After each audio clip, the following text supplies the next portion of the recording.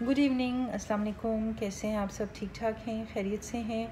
ایک سٹوری میں آج آپ کو سناتی ہوں. ایک ڈاکٹر صاحب تھے، انہوں نے اپنی یہ سٹوری بتائی کہ میں جب سے کووڈ سٹارٹ ہوا ہے میں نے بہت سارے پیشنٹس کا علاج کیا لیکن مجھے کووڈ نہیں ہوا. لکیلی وہ سیف رہے. لیکن انہوں نے کووڈ ویکسینیشن لگوائی اور اگلے دن انہیں بخار اور کووڈ کے سمٹمز اپیئر ہوئے. ویٹ، آپ کیا سمجھ رہے ہیں یہاں پر کہ ان کو کیا وجہ تھی کووڈ نہیں ہونے کی؟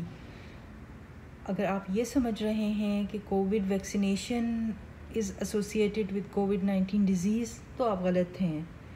مجھے آپ کو کریکٹ کرنے دیں، یہاں پر روکنے دیں مجھے. اور وہ یہ ہے کہ کووڈ-19 ویکسینیشن کروانے کے بعد اکثر لوگ بے احتیاطی اسٹارٹ کر دیتے ہیں. وہ جو احتیاطی تدابیر اختیار کرنی چاہیے تھیں وہ ان کو بالکل بھول جاتے ہیں اور وہ ان سے بالاتر ہو جاتے ہیں، جس کی وجہ سے کیا ہوتا ہے کہ پیشنٹس کو وہ پھر ایزیلی کیچ کر لیتے ہیں کووڈ. تو یہ بات میرا کرنے کا مقصد ہے، اگر آپ نے کووڈ ویکسینیشن کروائی ہے تو اب آپ کو اپنے ماسک کو اپ گریڈ کرنے کی ضرورت ہے. اگر ایک ماسک یوز کرتے تھے اس کو ڈبل یوز کرنا شروع کریں. اگر آپ دن کے 8 گھنٹے ماسک یوز کرتے تھے تو آپ 12 گھنٹے یوز کریں.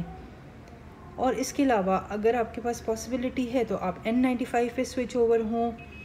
اور although N95 میں بہت زیادہ پرسنلی اس حق میں اس لیے نہیں ہوں کہ N95 کے لیے پراپر فٹنس ٹیسٹ ہوتا ہے جو کہ ہیلتھ کیئر ورکرز کے لیے ہوتا ہے اور وہ لوگ یوز کرتے ہیں، ٹھیک ہے.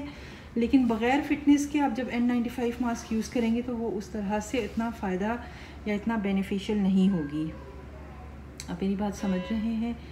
تو سمپل سی بات ہے کہ آپ ویکسینیشن کروانے کے بعد بہت سارے لوگ کووڈ کا شکار ہو جاتے ہیں. اس کی یہی وجہ ہوتی ہے کہ وہ بد احتیاطی کرتے ہیں اور بے احتیاطی کرنے کی وجہ سے وہ اس بیماری کا آرام سے سٹارٹ ہو جاتے ہیں، پہلی بار شکار ہو جاتے ہیں. پہلی بات.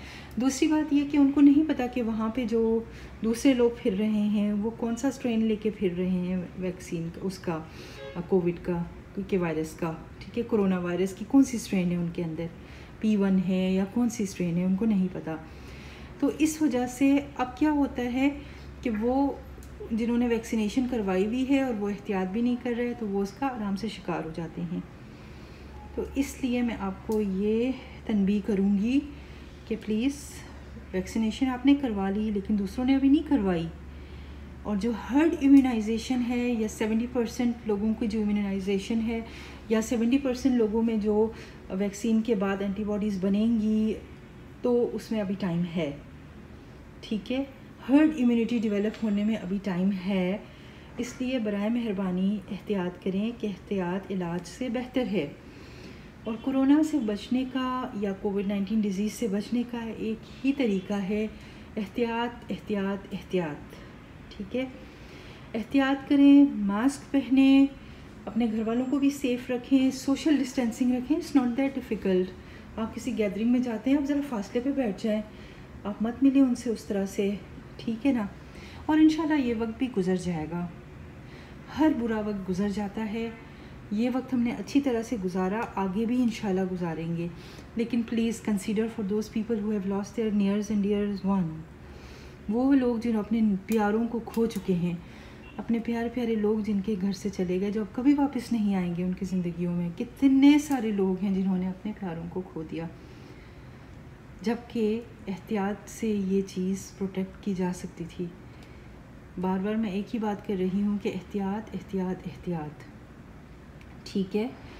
خدا را وائرس کا پیچھا چھوڑ دیں، وہ کہاں سے آیا، کیوں آیا، کس نے، کون لے کے آیا، یہ ہمارا کام نہیں. یہ ہم اور آپ نہیں، بڑے بڑے تھنک ٹینکرز ہیں جو یہ سوچیں گے. ہم اس میں نہیں سوچیں گے. ہم نے یہ سوچنا ہے کہ ہم نے بچنا کیسے ہے، ان حالات سے ہم کیسے بچ سکتے ہیں، اس حالات میں ہم کیسے نکل سکتے ہیں باہر، ٹھیک ہے. چلیں بس اتنا کافی ہے. اپنا اور اپنی فیملی کا خیال رکھیے گا. اللہ حافظ. السلام علیکم.